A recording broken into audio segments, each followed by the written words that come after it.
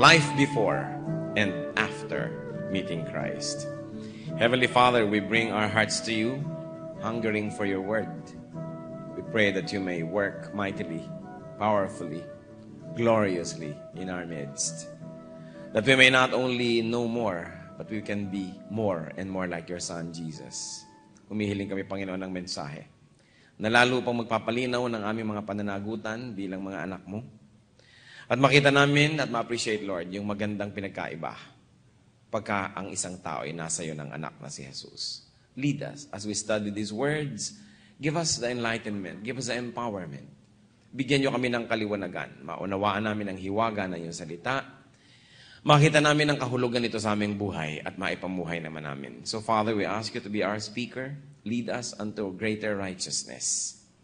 We don't want to hear any human voice, but we like to hear your voice, O God. Use your servant only as your tool, as your channel, as your footstool. And may we lift your name up, and may you speak to us in power and majesty. We seek you, Father, in Jesus' mighty name. Life before and after meeting Christ. A very interesting comparison. At sa pag-aaral niyan, unahin natin yung life before meeting Christ.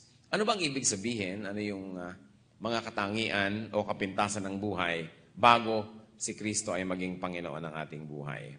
In other words, the life before meeting Christ equals Gentileness. Yung para kang Gentile, wala ka pa sa piling ng Panginoon. Ephesians 4, verses 17 to 19. So I tell you this, and insist on it on the Lord, that you must no longer live as the Gentiles do, in the futility of their thinking, that they are darkened in their understanding and separated from the life of God because of the ignorance that is in them due to the hardening of their hearts. Having lost all sensitivity, they have given themselves over to sensuality so as to indulge in every kind of impurity with a continual lust for more.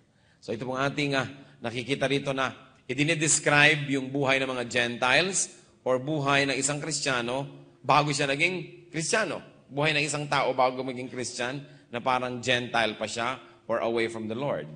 So to be Gentile is to be non-Christian in the context of Christianity of the New Testament. At ano-ano daw po yung mga katangian o kapintasan ng isang buhay Gentile o buhay non-Christian? Unang-una, futile in thinking. Baliwala ang iniisip, baliwala ang pag-iisip, walang nararating ang kaiisip. In fact, wala naman talagang iniisip na mahalaga. Baliwala lang. Ano pa? Darkened in understanding. The Gentiles, or those who are not in the Lord, are darkened in understanding. May kadiliman na nakatakip sa kanilang mata. Hindi makita ang liwanag. May kadiliman na nakatakip sa kanilang isip, hindi makita ang katwiran. Kahit anong paliwanag mo, hindi maunawaan. Pag nangangatwiran, baluktot at pilipit, at hindi nakakakonect sa mga magaganda at mga makadiyos na bagay. Darkened in understanding. Parang mata, pag nilagyan mo ng sunglasses, before it, kung ano yung kulay ng sunglasses, yun ang magiging kulay ng mundo. So kung pink ang sunglasses mo, pink ang mundo. Kung brown, brown ang mundo. At kung very dark, dark ang mundo. And this is what the work of evil spirits do in everyone's heart. Nagkakaroon ng darkening. Na binabasa yung salita ng Diyos, hindi maunawaan. O kaya may naunawaan nga, baligtad ang pagdating sa Kanya at lalong baligtad ang application. What else characterizes the life of a Gentile or those who are not in the Lord? Separated from the life of God. Nakabukod, nakahiwalay sa buhay ng Diyos, sa buhay na ibinibigay ng Diyos. Ano daw ang cause, according to what we have read? Ignorance. Because people are ignorant, they are separated from the life of God. And what causes ignorance? Hardening of hearts. Dahil matigas ang puso, tinitigasan ang puso, ayaw tanggapin ang mga dapat tanggapin, nagmamalaki, sinasara ang puso, nangyayari, nagiging ignorant. At pag naging ignorant, nagkakaroon ng buhay na nakahiwalay sa Diyos. May sequence. Kaya yung mga taong tinuturuan mo, alam ko na yan, papunta ka pa lang, pauwi na ako, huwag mo na akong turuan. O kaya, alam ko na yan, huwag mo na ituro sa akin. Ikaw naman, hindi nakaka-impress ang buhay mo. O kaya yung sabihin, serado ako, dekandado, nilunok ko ang susi at tumalon ako sa dagat, kaya hindi mo ako mabubuksan. Pinagmamalaki yon. Because of that hardening, ang nangyayari, nagkakaroon ng ignorance. And because of ignorance, nagkakaroon ng separation from God. So, ito ang mga kalagayan at ano pa? Deprived of sensitivity. Manhid sa Espiritu ng Diyos. Hindi na nagigilty. Hindi na nahihiya. Kakanta pa ng bakit ako mahihiya. Wala nang kahihiyan, wala nang pinangingimian, hindi na marunong mga pa ng moralidad ng kapwa, wala nang sense of right and wrong. Manhid ang puso sa tama at mali. At usually, kaya mali ito lang pinagagagawa. Ano daw ang nagiging bunga pagka ang isang tao hindi na sensitive to the truth, hindi na sensitive to righteousness, hindi na niya nararamdaman yon, o kaya manhid na siya, kumapal na, anong nangyayari? That leads to sensuality. Mga tao daw that are not sensitive to the Spirit of God become very sensual. Puro na lamang yung nakikita, nararamdaman ng katawan ang mahalaga. Puro na lang pleasure, puro na lang desires. And because of sensuality, what does it lead to? That leads to indulgence in every kind of impurity.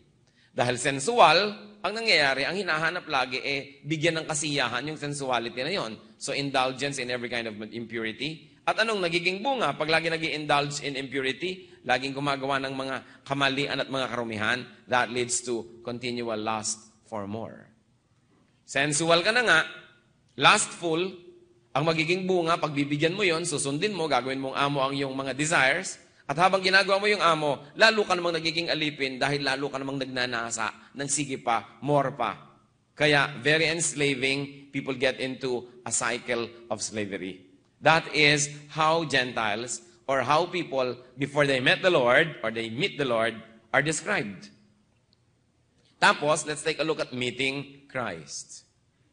Ano ba yung encounter na yan? Anong dynamics? Anong nangyayari? Ephesians 4:20-24. You, however, did not come to know Christ that way. Surely you heard of him and were taught in him in accordance with the truth that is in Jesus. You were taught, with regard to your former way of life, to put off your old self, which is being corrupted by its deceitful desires, to be made new in the attitude of your minds, and to put on the new self, created to be like God in true righteousness and holiness. So, Christians heard of Christ. Isa yan na nangyaring experience ng mga taong nahango from being Gentile, from people of darkness, nadala sila sa kabila. Ano yung process? First, they heard of Christ, and then they were taught about Christ. At yan ang nangyayari sa mga Kristiyano. Sa mga tulad natin, we meet, we worship, because we have heard of Christ. Or we like to hear more about Christ. And because we were previously taught, now we hunger for more teaching. Kaya kung minsan yung iba gumagrad, siyempre, na kayo doon sa nakakapag-feed sa inyo. So you search and try to find other sources of spiritual feeding. And when you mature at hindi nag-mature together with you yung institution, anong nangyayari? We have to find another institution where we can be fed because we continuously grow. And if the institution doesn't grow with us, we become less and less happy and we try to look for fulfillment and we look for spiritual nourishment. Siyempre, kung mature ka na, ayaw na ng puro gatas na lang, gusto mo naman meat. Dapat nag-grow. At yan ang nangyayari, at nangyari sa mga Christians, they were taught in Christ. At what else? They were taught that foolish desires destroy people. Kunwari, pinag-uusapan natin yung Ephesians, pero ang totoo, pinag-uusapan natin ang ating mga sarili. Kaya naman inirecord yan, hindi lang para malaman natin yung history ng mga tao sa Ephesus o mga Kristiyano dyan sa lungsod na yan. Inirecord ang Bible para malaman natin ang nangyari at para makita natin na nangyayari. Ang mga yan na tayo ang pinag-uusapan talaga. That the truth, though they were particular, can also be universal and reparticularized in our setting right now. So, Christians were taught that foolish desires destroy people. They were taught that old ways of life, with all its bad habits, must be given up. Ang mga hangal na mga pagnanasa ay sumisira sa tao at ang kanilang mga dating pamamaraan na makasalanan at ang mga masasamang mga gawi ay dapat nang isuko at talikuran. That the Spirit should be allowed to change the way people think. That the Spirit should be allowed to make people into new persons. Yan daw ang mga itinuro sa Christian. At kung kayo Kristiyano na ng mahigit isang linggo, isang buwan, isang taon, nadinig nyo na to. Naituro na to. At kung kayo ay Kristiyano na mahigit 5 taon, 10 taon, nagdudugo na ang tenga nyo, karirinig nyo nito. Dahil ito lang naman ang mga itinuturo lagi sa pulpito, sa Bible study, sa mga kanta, sa mga testimony, na talikuran ang buhay ng kasalanan at pangatawanan ang isang buhay ng kabanalan. Kaya ang mahalaga is that people were created to be like God, to please God, and to be holy. So ito yung pangalawang stage. People who were in darkness, and then they are taught very important things. And after that, life after meeting Christ and being taught in Christ, ano na ngayon ang dapat? Gaano karami sa inyo ang nakakilala na sa Panginoon ng mahigit 6 months? Kung mahigit din 2 weeks, meron na tayong mga pananagutan sa buhay. Meron na dapat mga before and after. Siguro yung iba ayaw itaas dahil ayaw niyong matrap, na merong pananagutan. Ephesians 4:25 to 28. Therefore, each of you, kasi sabi, you were Gentiles, you were taught in Christ, therefore, meron na ngayong dapat na mangyari. Therefore, each of you must put off falsehood and speak truthfully to his neighbor. For we are all members of one body. In your anger, do not sin. Do not let the sun go down while you are still angry. Do not give the devil a foothold. He who has been stealing must steal no longer, but must work, doing something useful with his own hands, that he may have something to share with those in need. So eto na ngayon yung after, mga kapatid. Merong before, nabubuhay sa kadiliman, darkened ways, etc. Merong naturuan ng Panginoon, at eto ang mga naituro. Therefore, merong after. At sabi nga, therefore. Ang ganda ng connection na word. Christians are to stop lying. Christians are to stop what? Lying. Dapat tumitigil na. Wala dapat Kristiyanong sinungaling. Kuminsan, ito ang isa sa mga pinakamalalaking pandarayan ng kaaway sa mga Christian. Kristiyano na pusakal pa rin sinungaling. Sabi ni Bale, i-confess ko na lang mamaya. Kasi gracious naman si Lord. We are to stop lying. Big and small lies. Black and white lies. Wala mga white lie, mga kapatid. And if you are always telling white lies, you will soon go colorblind. Lahat na white. And of course, may mga pagsisinungaling na dapat hindi ang sagot, sinabi mong oo, pagsisinungaling. Nandiyan ba siya? Wala. Pero nandun, pagsisinungaling. This is pagsisinungaling sa pamamagitan ng salita. Pero maraming pagsisinungaling na hindi salita, pamamagitan ng gawa. Yung ayos mo, yung kilos mo, pinapapaniwala mo ang mga tao sa isang hindi naman pala totoo. Pagsisinungaling din yun. Yung mga salita natin na hindi natin directly sinabi ang kasinungalingan, pero ang conclusion ng nakinig yung hindi pa rin totoo at hindi tama, dahil ang galing nating magtahi ng salita, hindi natin technically sinabi, pero na-imply na mga sinabi natin, yung pala hindi rin yung totoo. Lying pa rin. Kailangan clear sa atin na yung pagsisinungaling ay dapat tigilan. Isa yan sa mga hinihingi ng bagong buhay sa Panginoon. Pandaraya. Yung gagawa ka ng assignment, hindi mo naman talaga assignment, kinopya mo lang kung saan, pangungopya. These are all forms of lying because this, what? Sponsors a lie. This promotes a lie. Yung hindi truth. Gaano karami sa ating araw-araw na pamumuhay nagsisinungaling tayo? Pagka-Christian, we cannot be sinless, but we should sin less and less and less. Dapat bantayan natin ating mga bibig. Whether we directly tell a lie or we imply, and by implication, we made a wrong impression, lie pa rin yun. Mahalaga po yan, reviewin natin. Because a lot of Christians fall into this trap. Nagsisinungaling. Ano pa daw? Ang after. Dahil na-meet na si Lord, to start telling each other the truth. So you don't stop at not lying, you begin to tell the truth. Kaya yung mga kumisan, may mga ginagawang kamalian ng ating mga kasama, pinagtatakpan natin, isang uri yan ng pagsisinungaling. O kaya may alam kang mali, hindi mo isinisiwalat, it's a form of deceiving. It's a form of deceit because you are not telling the truth. So sa isang banda, hindi ka nagsisinungaling, sa kabila naman, nagsasabi ka dapat ng dapat sabihin at ng totoo. Kuminsan kahit sa church, mga Christian organizations, nagtatakip-takipan yung mga worker ng kanilang mga pagkakamali, ng mga error nila. isa yung form of lying. When you make your superior believe that everything is okay, hindi naman pala okay, whether you say it or not, if the impression is it's okay, well, it is not okay, then it's a form of a lie. What else ang hinihingi? Dahil tayo Kristiyano na, not to be angry to the point of committing a sin or sinning. Hindi naman tayo pinipigil maging angry kasi may emotion tayo. Pwede naman ka maging angry, but do not angry to the point of committing a sin. Sabi, be angry but sin not. Paano kaya nangyayari yon? Ipinaliwanag, limit anger to avoid sin. May limitasyon ng galit, may limitasyon ng pagpapahayag ng galit, and don't go to bed angry. Sabi, don't let the sun go down on your anger. Don't let 24 hours pass that you are still angry. So kung meron tayong galit, dapat humupa, dapat mawala bago lumubog ang araw. Kung gabi nangyari, bago sumikat ang araw. In other words, ano lang yun? Poetic device, huwag patagalin. Why? Because it will give daw the devil a chance, a foothold. Dahil marami tayong ginagawang mali pag galit tayo eh. Pag galit tayo, minsan ang tendency natin gusto natin gumante. Pag galit tayo, nawawalan tayo ng ligaya. Pag galit tayo, nagiging miserable tayo o ginagawa nating miserable ang buhay ng iba. Masama at hindi dapat ang Kristiyano nagtatanim ng sama ng loob o ng galit. Paano mangyayari yon? Una, bawas-bawasan nyo ang ikinagagalit. Dapat marami na tayong mga napapalampas. Huwag na nang galit-galit ka sa mundo, galit ka sa buhay, galit ka sa lahat. Yung pinipili mo na lang. Bawasan na. Habang nagkakaedad, dapat nababawasan ang ating ikinakagalit. Hindi na dadagdagan.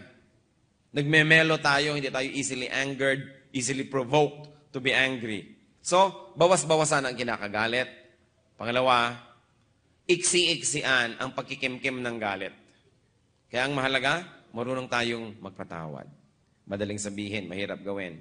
Totoo, mahirap magpatawad. Pero ang totoo ay, mas mahirap hindi magpatawad. So pareho rin lang mahirap. Mahirapan ka na on the side of God and godliness na tayo magpatawad. Humingi tayo sa Diyos ng kakayahang magpatawad. Umunawa ng ating kapwa at ng mga kakulangan nila. At pagkatapos kung may galit tayo, di ipahayag natin, sabihin natin doon sa tao, kesa sa yung pusa ang sinisipa mo, yung pito ang inilalagabag mo, na wala namang kinalaman kung sino-sino pinagdadabugan. Alam nyo ba na ang mga Kristiyano hindi dapat nagdadabog? Dapat kung may galit tayo, may reklamo sa buhay, decently, dinidiscuss natin doon sa source o cause of anger. Hanapin natin yung resolution o yung solusyon para hindi na maulit ito, para ma-solve. Tapos magpatawad. Sinasabi, huwag na kayong nagpapatagal ng galit. Kaya mga Christians, kung kayo may mga galit pa, niipon-ipon, dibdibin ang itinuturo ng Ephesians na before and after. You have already met Christ, changes are expected of you. So we should not only depend on God's grace, we should also do what we can by God's grace para magawa ang mga ganitong bagay. Dapat dramatic ang pagbabago ng isang tao pag naging Christian. Yung hindi halata. Naging Christian ka na, hindi pa halata ng kapwa mo. Wala namang nakita kasing pagbabago. Dapat dramatic. Ang dami-dami mong utang before na naging Christian ka, alam mo, matatakbuhan na sana kita, pero nire-recognize ko yung utang ko. Kung hindi ko man mabayaran lahat ngayon, ito huhulugan ko ng konti-konti. Basta't kikilalanin ko yan. Alam mo, nung araw, ang dinaya kita.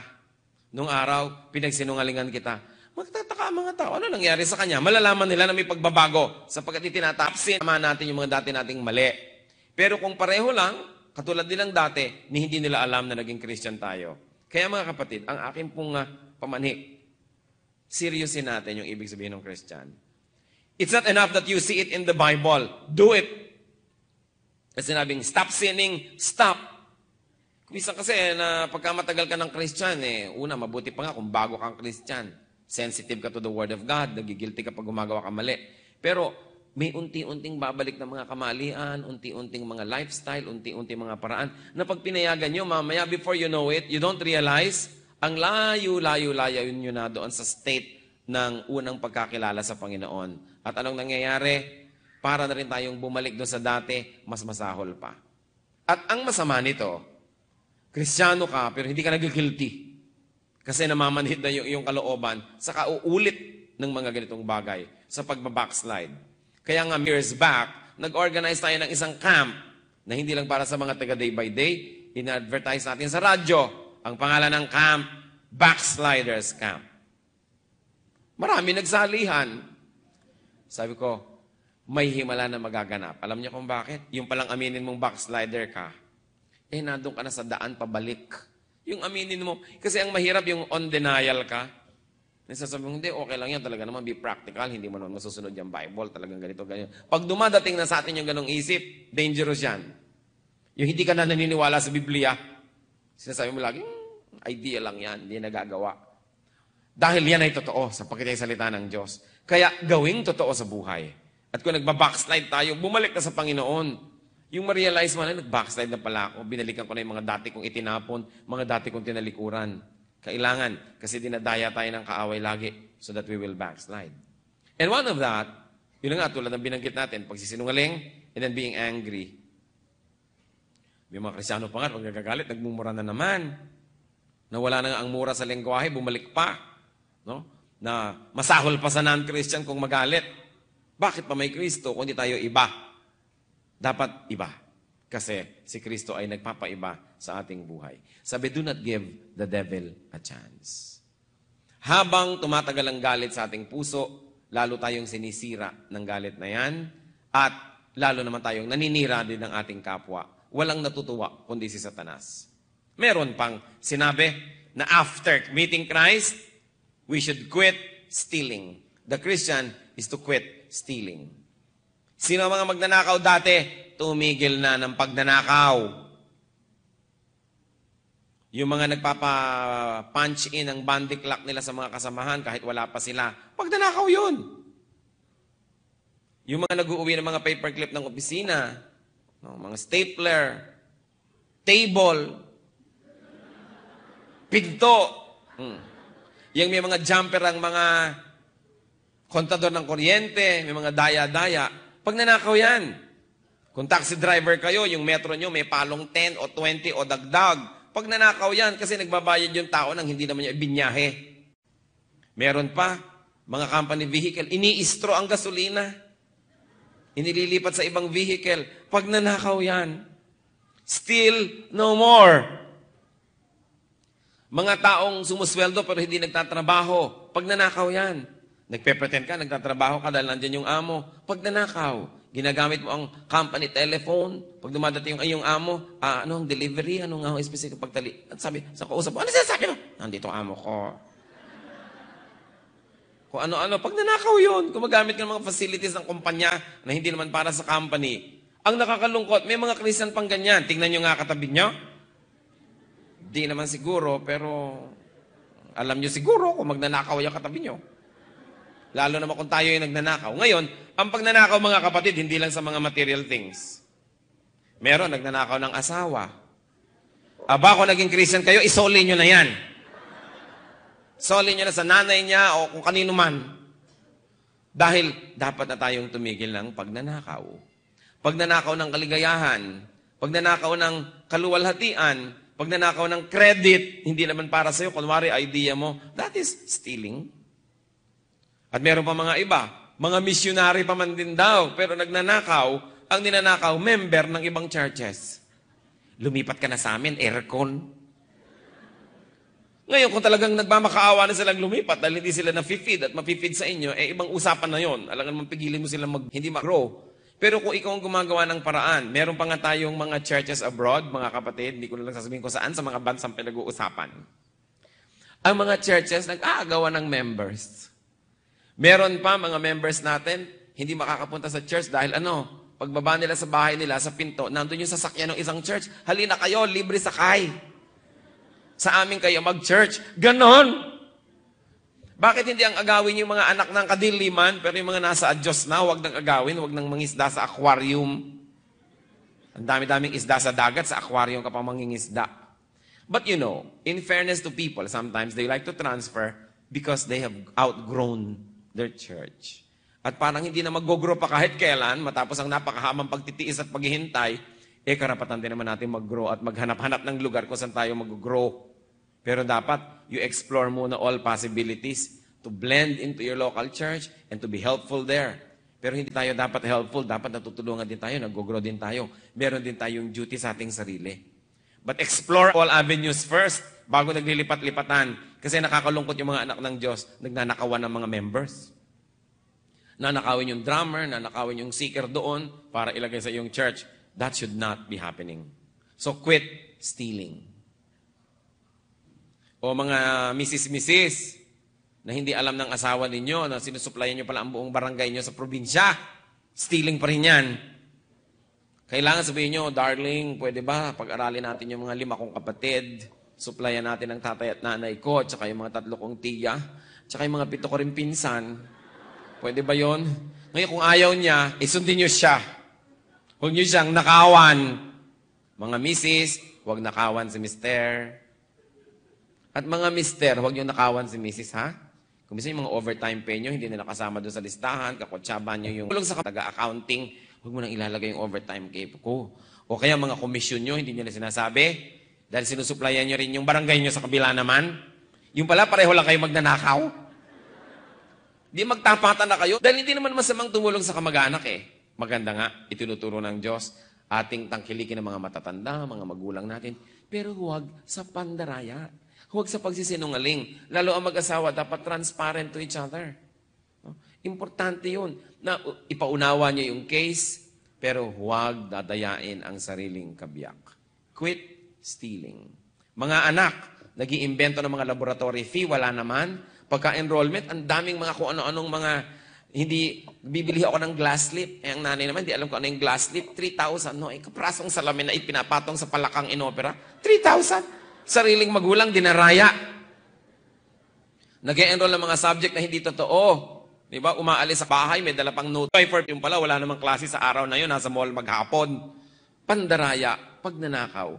Christians, iba na tayo dapat. Dapat iba. Hindi katulad ng iba lang dyan. Dapat ang mga anak ng Diyos, nagniningning, kumukutitap, lumiliwanag ang kanilang kabanalan. At pag yun ay nangyayari, tayo merong sariling joy. Then it is a joy for people around us to have us around them. And we are able to give good testimony. And we bring people to the feet of the Lord. Kasi yung mga kaibigan natin, mga kamag-anak, sila naman nakakakita kung totoo tayo o hindi eh. Yung mga iba, ano yung dala mo? Ano hollow blocks? Hindi Bible. Ang lalaki ng Bible, ultimo ka lang ang hollow block sa laki. No? Tapos ang buhay naman, wala ka makita ng pagbabago. Walang natutuwa, walang nai-impress, wala tayong nadadala sa Panginoon. Kaya maraming dahilan kung ba't dapat nagbabago. Una, talagang dapat iwan ng masama. Second, para naman may dala tayo sa Panginoon ng mga kaluluwa na nakakakita, nakaka-witness ng ating pagbabago. Ano pa? To be honest. That is required of us, as we have read, and to work hard. Pagtrabahuhan ng kinakain natin, yung mga ine-enjoy natin sa buhay, pagtrabahuhan, hindi puro ang dami mong gustong luho, tapos ang tamad-tamad mo naman. At sabi, magtrabaho kayong mabuti para kayo kumita ng inyong mga pangangailangan and so that there will be a surplus to give to the needy. Dapat pala nagtatrabaho pa tayo ng extra, lampas sa ating pangangailangan para sumobra yung income natin at meron tayong maibigay sa mga kapuspalad, sa mga kawawa, at sa mga nangangailangan. What else should we stop? What else should change in our lives, according to what we have read, to stop all dirty talk? Iba dapat ang language ng mga Kristiyano. Pero hindi naman yung nag-uusap-usap kayo. Alam mo talagang consecrated na ang bahay namin para sa mga ministries at kung ang mga nakikinig yung mga tao, ano pinag-uusapan nila? Hindi ibig sabihin ng godly language, churchy language, hindi ka maintindihan ng kapwa mo. Pero get rid of all dirty vocabulary. Malinis dapat ang bibig ng mga Christian. And what else? To say the right thing at the right time. Sabi, speak only as what edifies, as what builds people up. Yung pag kami sinabi tayo tungkol sa isang tao, yung mga nakinig, gumanda ang pagtingin sa kanya, hindi pumangit. At yung mga nakikinig, sila man natutulungan, na-encourage. Hindi yung mga talk that are very discouraging, very destructive, very negative. Dapat iba ang lumalabas sa bibig ng mga Christian. Hindi lagi yung puro nakakatakot, puro nakakapampahina ng loob, na parang walang Diyos na nabubuhay. Dapat nakaka-edify. Na pag narinig ka ng tao na i-encourage sila, ginaganahan sa buhay, hindi yung puro takot ang pumapasok sa isip nila at puro inis sa kapwa at galit sa kapwa ang nagiging bunga ng pagsasalita natin sa kanila. We should be responsible for what our lips say. That the people that we talk about are edified and the people that we talk with are also likewise inspired. That's a great responsibility. Chapter 4, verses 30 to 32, idinugtong pa dito, and do not grieve the Holy Spirit of God, with whom you were sealed for the day of redemption. Get rid of all bitterness, rage, and anger, brawling, and slander, along with every form of malice. Be kind and compassionate to one another, forgiving each other, just as in Christ God forgave you. There's one thing I am very positive about. Alam nyo na yan bago tayo nag-discuss ngayon. Alam na naman natin yan eh. I am not here to inform. You have already been adequately informed before and many times on many occasions. But I'm here to remind you that the Word of God must be obeyed. It must not only be known, it must be obeyed. Hindi sapat na alam, dapat sundin. So anong pangwalong ibinibilin sa mga Kristiyano? Not to make God's Spirit sad. Do not grieve the Spirit of God. Huwag palungkutin ng Espiritu ng Diyos. At yung Espiritu pa naman na yon ay selyo. We were sealed by the Holy Spirit. What is a seal for? It is a mark of ownership. It is a mark of protection. And also a mark of assurance of the possibility of holiness. Meron kang selyo ng Espiritu, hindi man natin nakikita sa isa't isa, kita ng Diyos at kita ng masasamang Espiritu. Kilala nila ang mga may tatak ng Espiritu. Ito'y assurance na pag namatay tayo, pupunta tayo doon sa kaharian ng Diyos. Ito rin ay tatak ng ownership ng Diyos na hindi tayo pwedeng agawin ng masasamang Espiritu. At ano pa, ito rin tatak ng kapangyarihan na kung atin lang gagamitin at ibinibigay naman ng Diyos yon, posibleng gawin ang lahat ng mga dapat gawin. May mga taong hindi makagawa, hindi dahil walang kapangyarihan, kundi dahil pinipili nila na hindi gamitin ang kapangyarihan ng Diyos. It's all a matter of choice. What else should happen to Christians? To stop being bitter and angry and mad. Bitterness destroys people. Marami nga po mga tao yung pinapasukan ng masasamang espiritu, yung napoposes. Ang dahilan, may inaalagaang bitterness.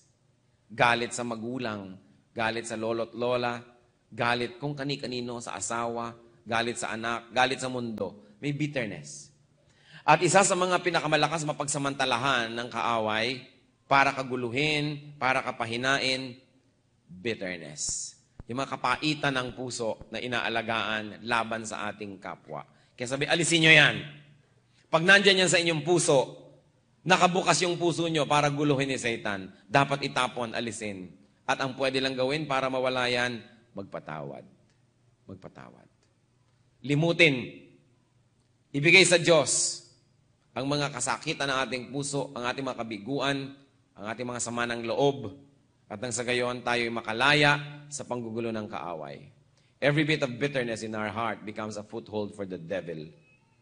Nahahawakan tayo, nakokontrol tayo dahil sa ating mga galit. And what else Christians should do? Not to shout at anyone, not to curse each other, not to be rude. Dapat ay pino sa isa't isa. Na hindi natin nilalait-lait ang kapwa, hindi natin minumura, hindi natin inaalipusta ang ating kapwa. Napakahalaga. Sabi natin, alam ko na yan eh, yan lang ba pinuntahan ko dito? Yes, para maalala natin na yung alam natin ay dapat nating sundin. Na dapat gawin sa buhay. And finally, ano pang sinasabi dyan? That Christians are to be kind, merciful, forgiving. Just like how God forgave them because of Christ. New life in Christ demands a new lifestyle. Hindi pwede na yung dating lifestyle pareho pa rin after having met Christ. And after having heard the words of Christ. And after having been saved by Christ, from damnation, from darkness, hindi pwedeng pareho pa rin. Dapat iba. Tingnan yung 2 Corinthians 5:17. If anyone is in Christ, he is a new creation. The old has gone, the new has come. Wala na yung dati, dumating na yung bago. Ang gusto ng dati siya'y bumalik. Lilibangin tayo, dadayain tayo para unti-unting makabalik. Kaya mga kapatid, mag-review tayo. Gaano na bang karami ang nakabalik? Mula nung tumanggap tayo kay Kristo, mula nung nagkaroon tayo ng init ng unang pag-ibig sa Panginoon, na tayo halos ay napakabanal, walang gusto kundi salita ng Diyos, walang gusto kundi words of God. Gaano karami sa mga dati nating masasamang gawi ang nakabalik na? O gaano karami ang hindi pa na umaalis dahil inaalagaan pa natin? Let's bow before the Lord and ponder these things.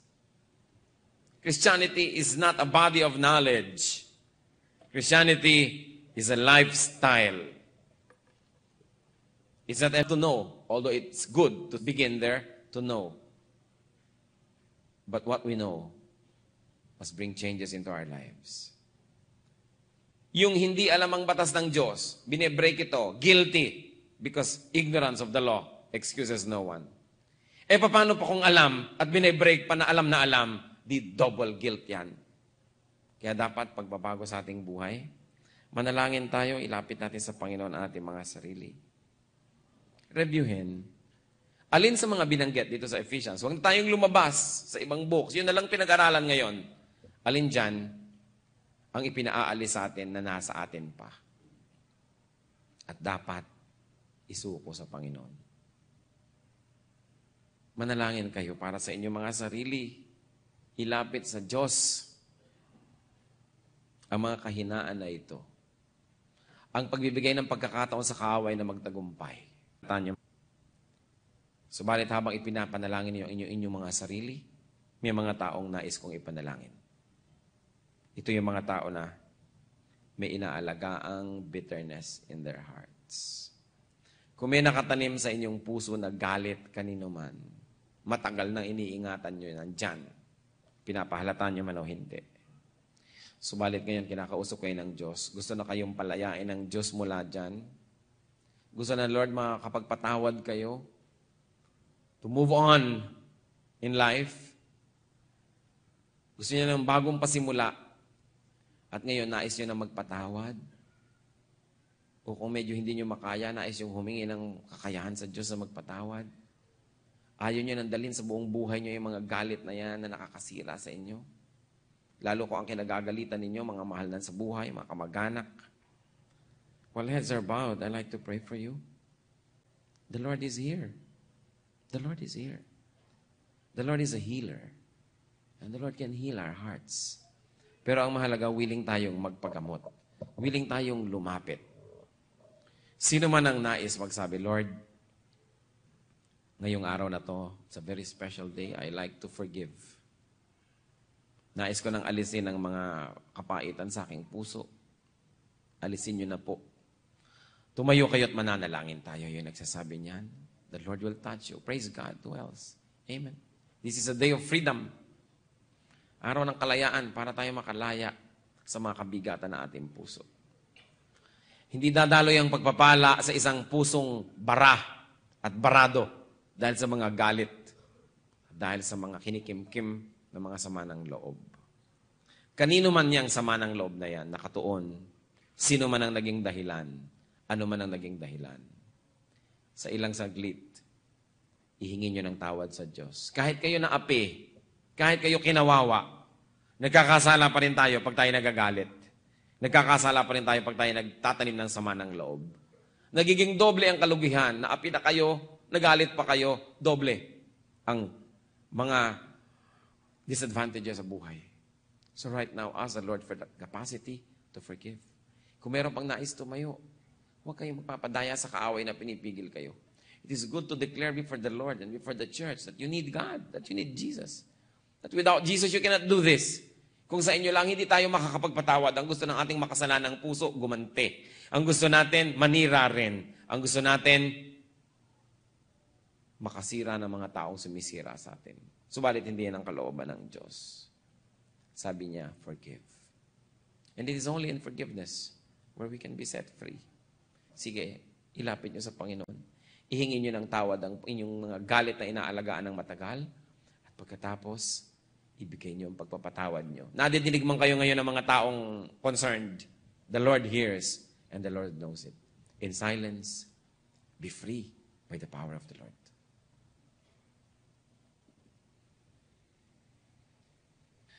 Diyos naming Ama sa langit, nakikita niyo po ang pagtayo ng mga babae at lalaking ito. Salamat, Panginoon, sa araw na ito ng kalayaan. Napakahirap magdala ng galit. Napakahirap magdala ng sama ng loob.